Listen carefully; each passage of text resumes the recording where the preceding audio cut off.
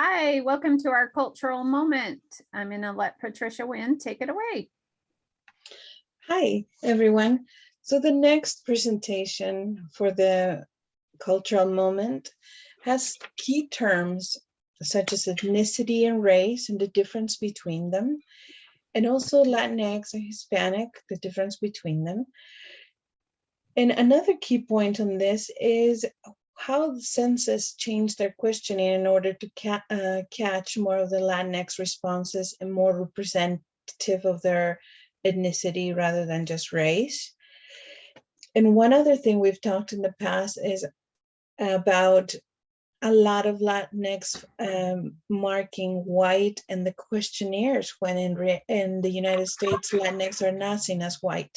So in 5 minutes, we'll try to explain all of that at once. So here we go. Patricia, stop sharing and you can share. Okay. Okay.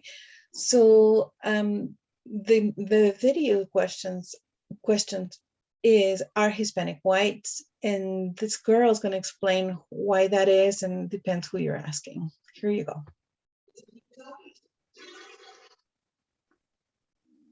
Patricia, you probably need to share your sound. Oh no, tell me how. Let's do this again, Janelle. Okay, so you go up to where you're sharing your screen. Okay. And there's 3 dots and it says share sound.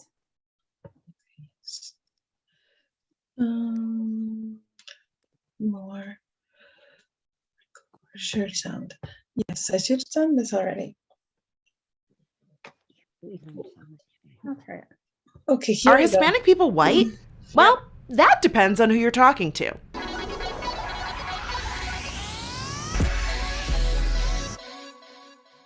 There's a very confusing statistic about the percentage of white people in America, thanks to a clause in the US Census that refers to white non-Hispanic. Now, if you're white with European ancestry, Asian with Asian ancestry, or Black with African ancestry, this may not be something you've ever even thought about. Let's look at the 2010 census. If you check the box that simply says white, this registers you as white non-Hispanic, which makes up 62% of the population. But together, white Hispanics and Latinos are 77% of the population. Now, if that seems like a quick way to boost the number of white people living in this country, that's because it kind of is. And if that also seems really confusing, that's because it is. So if you ever hear anyone say, "This is America and 77% of it is white," whether they know it or not, they are in fact including a very large number of people who identify as Hispanic or Latino. If you look at the 2010 census application again, the difficulty is that Hispanic is not considered a race. The census asks you to choose your Hispanic, Latino, or Spanish origin, then choose your race between the 6 categories offered. Not only is this a hell of a shock when you consider that over 55 million US citizens are Hispanic, but I guess the some other race category is supposed to be a passive-aggressive catch-all for their beautifully diverse culture? And even that option doesn't really work. According to the US Census Bureau, most people who mark some other race are often counted as white. So if Hispanic isn't a race, then what is it? Well, before we get to that, we actually have to settle another important thing. What's the difference between Hispanic and Latino? So I'm gonna enlist some help from my friend, Kat Lasso. Thanks for having me, Francesca. So it may get a little confusing if this is your first time hearing this, so I'll try to keep it as simple as I can. Hispanic refers to people of Spanish-speaking origin. It means you have a family history in a Spanish-speaking country. This means you have origins in these countries, including Spain. But notice how Brazil isn't included in the map? Well, that's because they don't primarily speak Spanish. They speak Portuguese. Which brings us to Latino, or Latinx if you want to be gender inclusive, which you should be. Latinx refers to having origins in Latin America, which is basically the countries in North and South America that are geographically south of the United States, including most of the Caribbean.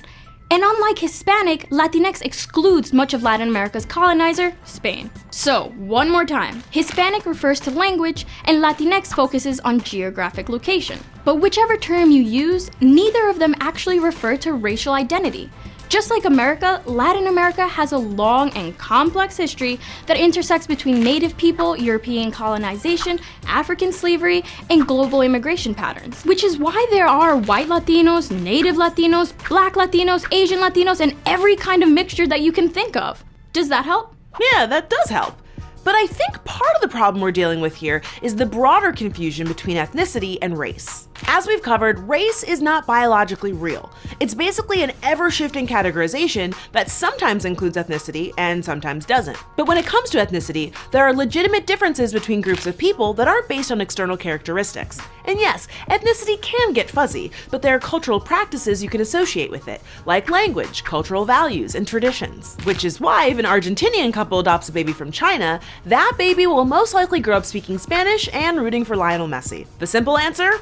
Race doesn't exist, but ethnicity does. Exactly. The reason this gets so confusing when we're talking about Latinx in America is that there's a broad ethnic Latinx identity that has a complex history with lots of different racial groups living together. Latinx isn't a race, but we're definitely racialized as a people, which is confusing, and I'm the one who said it. The US and Latin American media has done a great job at constructing an image of what Latinx look like. And that image is rarely Black or fully indigenous, for example. We, like the rest of the world, have internalized these messages of white supremacy through the media and through our education.